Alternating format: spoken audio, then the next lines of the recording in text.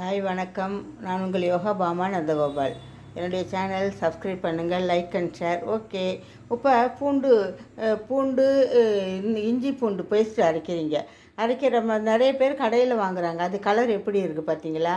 தண்ணியாக. அது கெமிக்கல் ஏதாவது சேர்த்துருப்பாங்க கெடாமல் இருக்கிறதுக்கு. இப்போ நம்ம வீட்டில் அதே அளவே இஞ்சி பூண்டு பேஸ்ட்டு அரைக்கலாம். இஞ்சி பூண்டு பேஸ்ட்டு இஞ்சி பூண்டு எனக்கு ஒரு கடைக்காரர் சொன்னது, இஞ்சியை விட பூண்டு கொஞ்சம் அதிகமாக வச்சிங்கன்னா ஃப்ளேவர் நல்லா இருக்கும்னு சொன்னாங்க. இஞ்சி அளவை விட கொஞ்சம் பூண்டு அதிகமாக வச்சு 1 ஸ்பூன் அளவு உப்பு வச்சு போட்டு ஃபஸ்ட்டு மிக்சியை ஒரு ரன் பண்ணிவிட்டு அதுக்கப்புறம் கொஞ்சம் நல்லெண்ணெய் விடுங்க.